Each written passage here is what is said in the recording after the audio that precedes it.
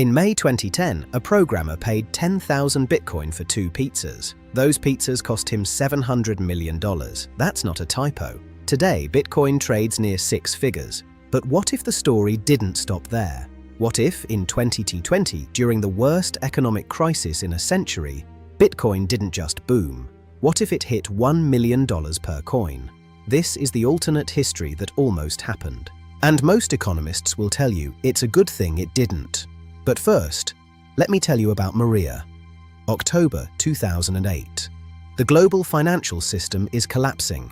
Banks are failing. Governments are printing money. Trust in institutions is at an all-time low. Into this chaos, a mysterious figure called Satoshi Nakamoto publishes a 9-page white paper. The title, Bitcoin, a peer-to-peer electronic cash system. The idea was radical. Digital money. No banks, no governments, no middlemen, just math. For years, almost nobody cared. The first real-world transaction, those 2 pizzas, 10,000 Bitcoin, $41 at the time. By 2013, Bitcoin hit $1,000 for the first time, then crashed 80%. By 2017, it exploded to $20,000, then crashed 80% again.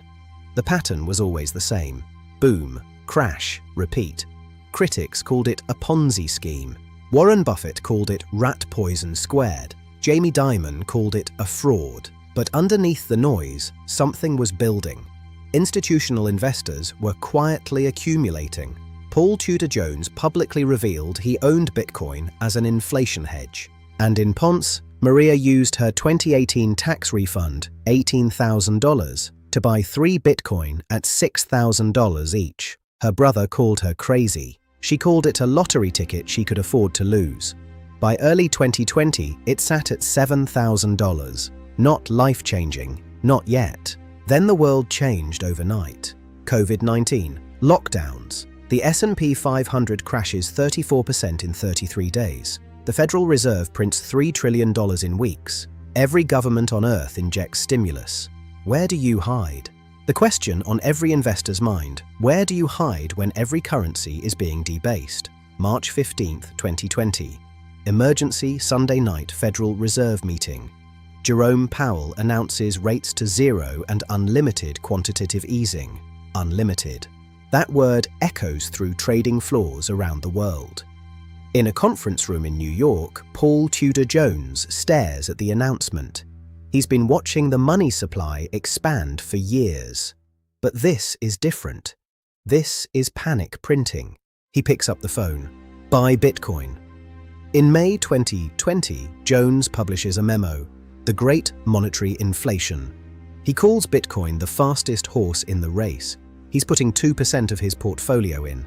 This is the moment everything changes. Because PTJ isn't just any investor, he's a signal. When PTJ moves, Wall Street watches. Within weeks, Michael Saylor converts his entire corporate treasury into it. Then Square buys 50 million. Then Tesla buys 1.5 billion. The dominoes are falling.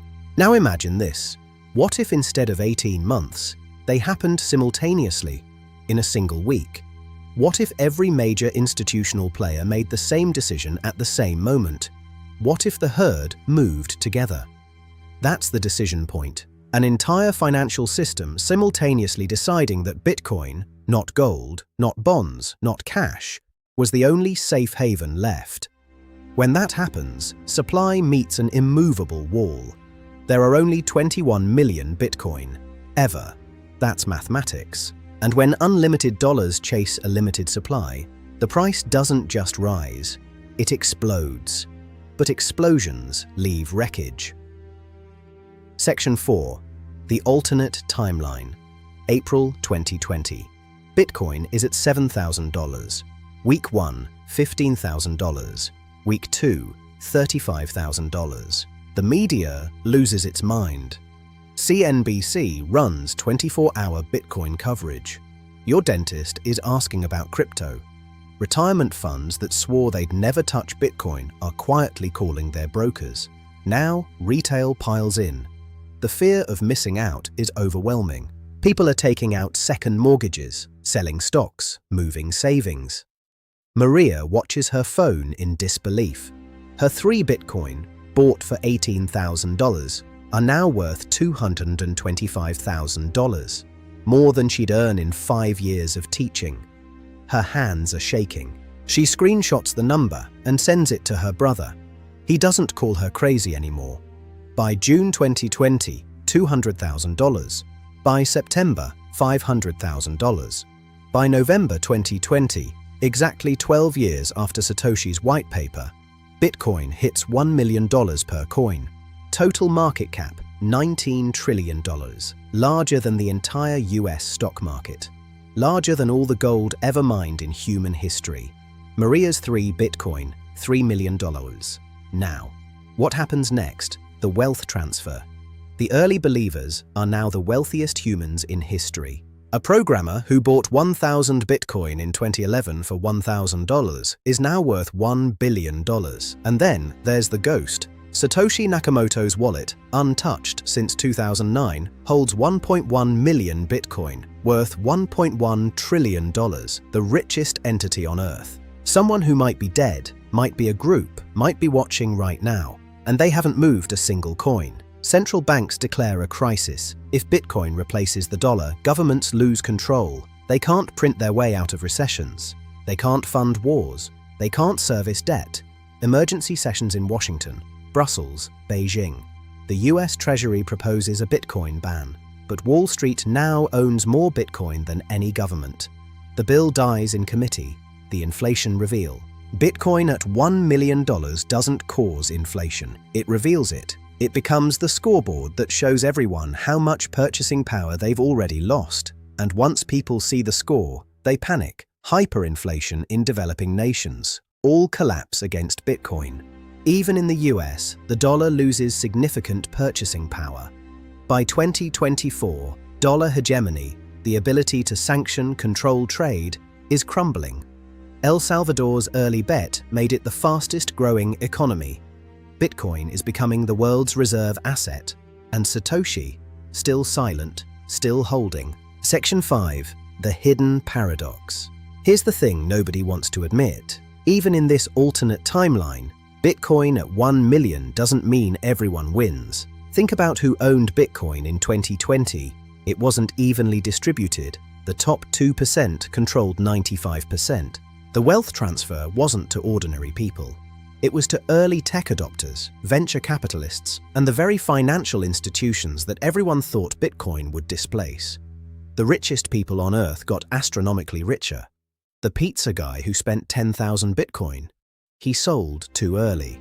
And Maria, her 3 Bitcoin are worth 3 million on paper, but she can't sell. The exchanges are overwhelmed. Withdrawal limits, frozen accounts. Sell for what? Dollars that are losing value by the week? She's a millionaire who still can't pay rent. At $1 million per coin, Bitcoin becomes too valuable to actually use. Nobody spends something that might double tomorrow. You don't buy coffee with gold bars, replaced by a new kind of wealth inequality.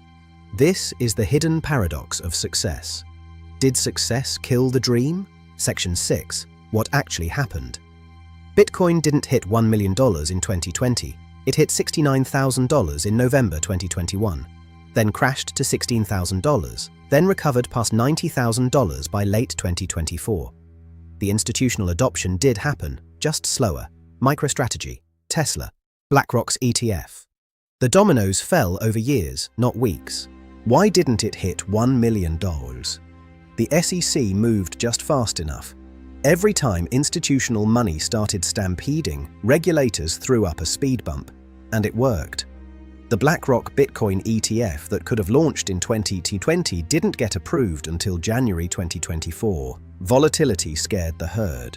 Profit-taking created ceilings. And Maria, in reality, her 3 Bitcoin went from $21,000 to $207,000 at the 2021 peak.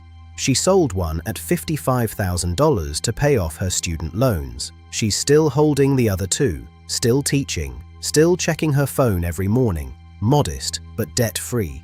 Every single mechanism in the alternate timeline, it's still in motion.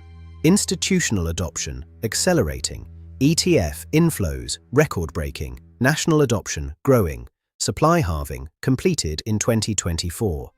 The question was never if Bitcoin could reach $1 million. The question is when, and the answer depends on one thing: how fast the next wave moves. If they move together, the alternate timeline becomes the real timeline. Somewhere, Satoshi's wallet sits untouched, 1.1 million Bitcoin, waiting. The question isn't whether they'll ever move it, the question is what happens to the world if they do. Here's my question for you. If you were Paul Tudor Jones in March 2020, unlimited money printing, markets crashing, what do? Go all in? Stay away? Tell me in the comments. If you made it this far, you're exactly the kind of person who should subscribe.